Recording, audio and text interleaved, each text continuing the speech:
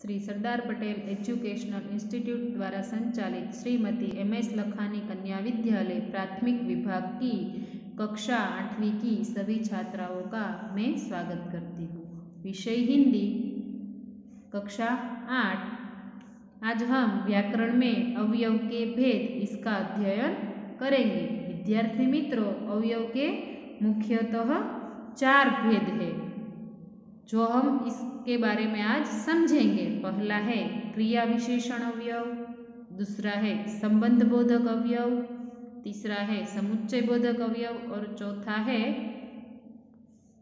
विस्मयादि बोधक अवयव।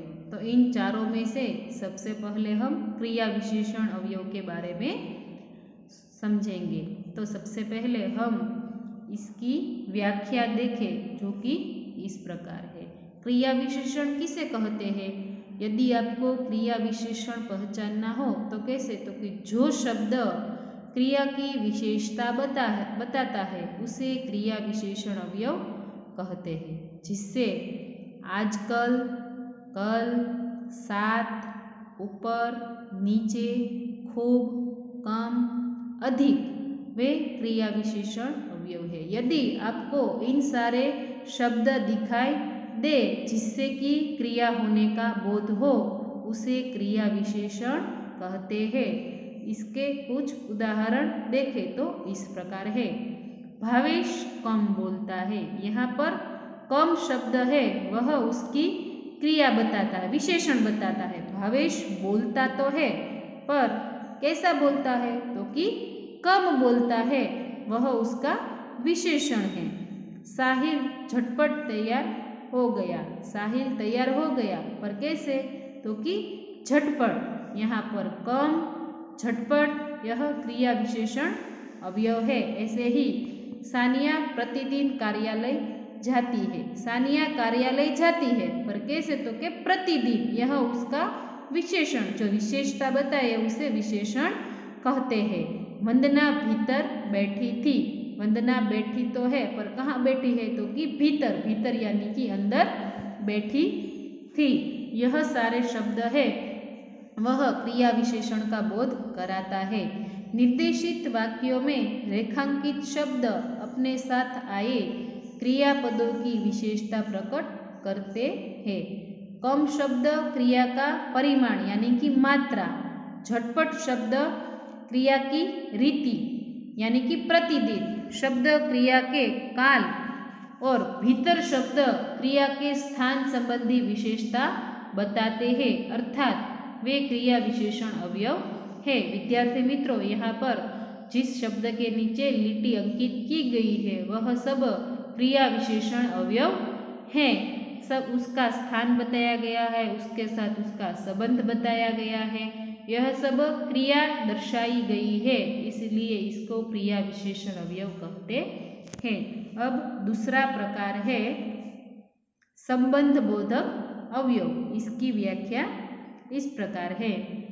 जो शब्द संज्ञा या सर्वनाम के बाद प्रयुक्त किए जाते हैं तथा अन्य संज्ञा, सर्वनाम या अन्य शब्दों के साथ संबंध का बोध कराते हैं वे संबंध बोधक अवयव कहलाते हैं। यहाँ पर कहते हैं कि संज्ञा या सर्वनाम के बाद जिस शब्द का उपयोग किया जाता है, अर्थात संज्ञा या सर्वनाम या अन्य कोई शब्दों के साथ उसका संबंध का बोध कराते हैं, उसका संबंध दर्शाते हैं, तो उसे संबंध बोधक अवयव कहा जाता है। इसके कुछ उदाहरण देखें। राम के साथ लक्ष्मण भी वन में गए। यहाँ पर साथ, जो उसके साथ उसका संबंध दर्शाते हैं कि राम लक्ष्मण वन में गए, तो बोलते हैं राम तो वन में गए ही है पर उसके साथ लक्ष्मण भी वन में गए हैं, जिसके साथ उसका संबंध यहाँ पर दर्शाया गया है। बगीचे के चारों ओर दीवार बनी हुई है। यहाँ पर कहते हैं कि चारों ओर, बगीचे के साथ दीवार का संबंध यहाँ पर दर्शाया गया है। हमारे घर के आगे मस्जिद है। घर और मस्जिद के बीच का संबंध यहाँ पर दर्शाया गया है। मनीषा मानसी से मधुर गाती है। आज साजिद की जगह वाजिद खेलेगा, तो यहाँ पर उनके बीच जो संबंध है वह दर्शाया गया है। निर्देशित वाक्यों में रेखांकित शब्दों पर ध्यान दें तो स्पष्ट हो जाता है कि ये सभी किसी न किसी संज्ञा के बाद प्रयुक्त हुए हैं। ये वाक्य में आए अन्य संज्ञा शब्दों से संबंध का बोध करा रहे हैं। तीसरा प्रकार है जैसे कि के साथ राम और लक्ष्मण का संबंध यहाँ पर दर्शाया गया है कि राम के साथ लक्ष्मण वन में गए। के चारों ओर बगीचे और दीवार के बीच, जो दीवार और बगीचे के बीच का संबंध है वह दर्शाया गया कि बगीचे के चारों ओर दीवार है, इन दोनों के बीच का संबंध दर्शाया है। के आगे घर और मस्जिद का यहाँ पर उनके बीच में के आगे इन दोनों को जोड़कर यह पूरा वाक्य बनाया गया है। से मधुर, मनुष्य और मानसिका, यहाँ पर दोनों का संबंध यानी दोनों के साथ से जुड़ा जाता है। की जगह साजिद और वाजिद, इन दोनों के बीच यह शब्द प्रयुक्त किया गया है, जिनके द्वारा यहाँ पर समुच्चय बोधक संबंध बोधक अवयव का यहाँ पर दिखाया गया है। तीसरा प्रकार है समुच्चय बोधक अवयव, जिसके बारे में हम यहाँ पर देखें। दो वाक्यांशों अथवा शब्दों की परस्पर मिलाने वाले शब्दों को समुच्चय बोधक अवयव कहा जाता है, जैसे कि और, तथा, किंतु, अथवा, इसलिए आदि। यहाँ पर कहते हैं दो वाक्य अर्थात वाक्यांश अर्थात शब्दों को आपस में मिलाने वाले शब्दों को समुच्चय बोधक अवयव कहा जाता है, जैसे कि और शब्द, तथा, किंतु, अथवा, इसलिए आदि। इसके उदाहरण देखें तो इस प्रकार है। नूरुद्दीन संजय और नीलेश गांधीनगर गए। यहाँ पर तीन व्यक्तियों की बात कही गई है, नूरुद्दीन, संजय, और इनके बीच और शब्द आया है जो कि समुच्चय बोधक अवयव का उदाहरण है कि इन तीनों के बीच और शब्द आने से इनको साथ में जोड़ दिया गया है, परस्पर उनको जोड़ा गया है। रमेश ने परिश्रम किया इसलिए प्रथम आया। यहाँ पर भी समुच्चय बोधक अवयव है कि इसलिए रमेश ने परिश्रम किया इसलिए वह प्रथम आया। इन परिश्रम के साथ उसको यहाँ पर जोड़ दिया गया है, परस्पर उनसे उनके साथ जोड़ा गया है। यद्यपि वह निर्धन है तथापि उदार है।